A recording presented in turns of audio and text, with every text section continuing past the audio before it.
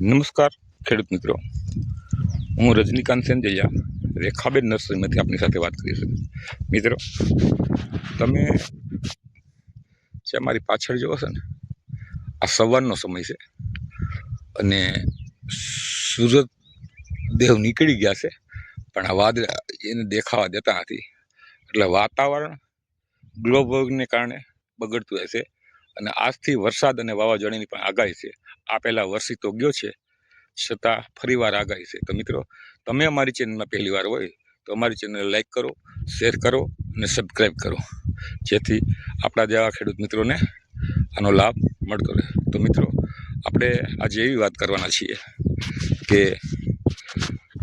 ઘણી વખત સારું દેખાતું હોય છે, તો સારું દેખાતી વસ્તુ બધી સારી હોતી નથી. વાતાવરણ જોઈએ ને તો આમ ખુશમાં મજા આવે એવું છે આપણી દ્રષ્ટિએ, પણ ઉનાળો હંમેશા તપવો જોઈએ અને તો જ ખેતીને લાયક જમીન બને. આવે દર માસમાં એકુક વખત તો આવો પ્રશ્ન જશે, જોકે આજથી નહીં પણ દર વર્ષે આવું હોય જ છે અને ઘણા વર્ષથી આવું જોતા આવીએ છીએ કે ફેબ્રુઆરી હોય કે માર્ચ હોય કે એપ્રિલ હોય, વાદળા અને વરસાદ અને વાતાવરણમાં ફેરફાર થઈ ગયો છે. તો મિત્રો, આની અસર આપણે બાગાયત પર એટલે કે આંબા પર શું પડે છે એ વિશે આજે આપણે વાત કરવાના છીએ. તો મિત્રો, ચાલો આપણે આગળ વધીએ. આકાશમાં જોઈએ ને તો મજા જ આવ્યા રાખે. અને પવન અત્યારે થોડો ઘણો ઠંડો છે અને ગમે એવું છે, એટલે ખેડૂતના દીકરાને તો છે ને આમાં જ આનંદ હોય છે, પણ આનંદની સાથે દુઃખ પણ હોય છે કે મિત્રો, આ છે ને એક ચિંતાનો વિષય છે. આજે બાગાયતી પાકવાળા અને પાછળથી જે વાવેતર કરશે અને ડુંગળીના અને લસણના જે હુરિયું પડી છે એના માટે આજે ચિંતાનો વિષય છે.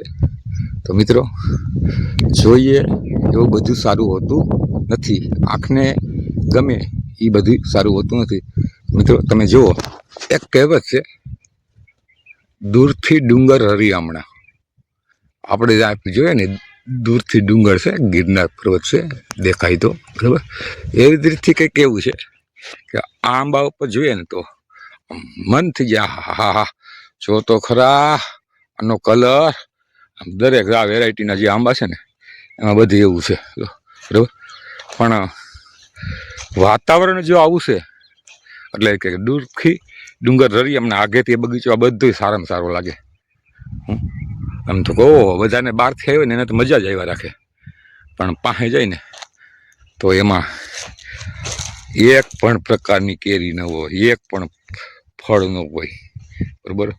અને એને રોગથી આ વાતાવરણ ગ્રસ્ત છે એટલે રોગથી ઘેરાઈ ગયો, આવીથી ઈયળ અને થીપ્સથી આ ખવાઈ ગયો છે, બરાબર. ખેડૂતાની અંદર કેટલીક કાળજી લે. આ બધા પાંદડા વળી ગયા છે ને એ થીપ્સને કારણે, અને આ વગડામાં પહોંચવું અઘરું છે અને મજૂરની પણ શોર્ટેજ છે. આ તો એ તો બધું કુદરતી છે અને એ બધું આવ્યા જ રાખે છે. પણ કહેવાની વાત હતી કે આપણે દૂરથી ડુંગર રરિયામણા, એટલે આ બધા જોતા જોતા મજા જ આવ્યા રાખે. પણ આ 6-8 વર્ષના જે બગીચા હોય એની અંદર આ વાતાવરણે જે હમણાં કહીએ કે આપણે આપણી ભાષામાં બોલીએ કે પથારી ફેરવી નાખી. આપણે કહી તો નથી, કારણ કે આ બધું ઈશ્વરે નિર્માણ કર્યું છે અને આપણે શું જોઈએ ને શું ન જોઈએ ને એને નક્કી કર્યું છે. પણ મૂળ તો પ્રશ્ન આપણો જ છે.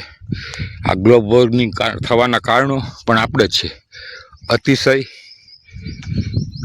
દવાઓ, પછી ઘઉંવાળા ને પરાર, આ બધું સળગાવી દેવું અને કોઈક જમીનને જોઈતી વસ્તુ આપવી નથી, અને આ બધા ખડની અંદર આપણે દવાથી એને બગાડી, આવા અનેક કારણોને હિસાબે અલગ અલગ દેશની અલગ અલગ સિસ્ટમ દ્વારા સૌરમંડળની અંદર બધું આખું બગડી ગયું છે.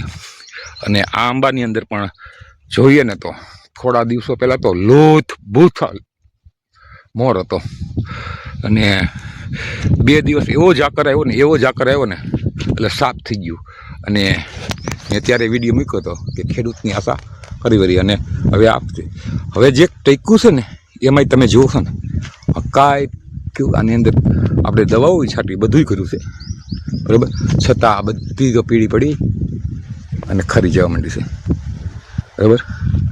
તો આવું જ આજના સમયે થઈ રહ્યું છે કે દેખાય સારું પણ એનું પરિણામ નબળું આવે છે ત્યારે આપણે દુઃખી થઈએ છીએ.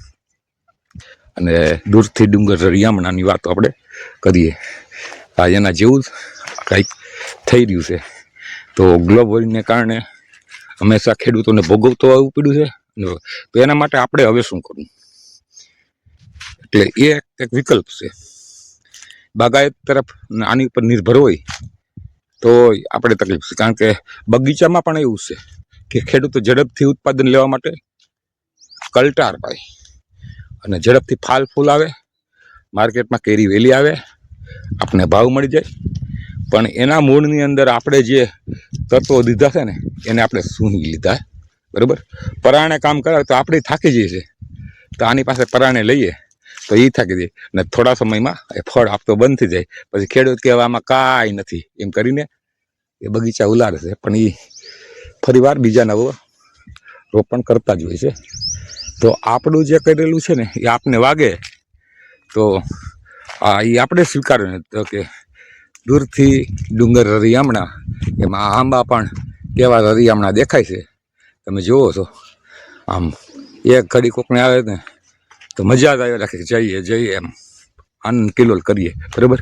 પણ એની ભાવનાઓ એનો આ દેખાવ એ આ ખેડૂતને ખબર છે. અને હા બીજું સમય આવે ને સમય એટલે ઈશ્વર છે ને એનું બધું કારણ કે પાનખર પછી આવું આજે વસંત પંચમી દે ને ત્યાર પછી આની અંદર કોરામણ આવે અને ફ્લાવરિંગ આવે. ફ્લાવરિંગ પૂરું થાય એટલે કોરામણ આવે. કદાચ જે ડાળમાં ફ્લાવરિંગ નથી આવ્યું ને એમાં કોરામણ આવી જાય છે. અને ધરતી છે ને એ આપમેળે આ વૃક્ષનું જતન કરે છે. કે વનવગડામાં હોય અને જંગલમાં હોય એને આપણે કંઈ પાણી પાવા ગયા છે કોઈ દિવસ? નથી જ ગયા ને. તો એ નથી ઓટોમેટિક કમ્પ્લીટ થઈ જતી. તો ઈશ્વર છે ને આ બધું નિર્મિત બનાવેલું છે. અને માણસ માટે પણ એ આપણે કહીએ છીએ ને કે હાથના કૈયા હૈયે વાગે, એમાં આપણે ગ્લોબલ વોર્મિંગને કારણે આપણે આજ દુઃખી થયા છે એ આપણી હિસાબે. તો જય જવાન જય કિસાન.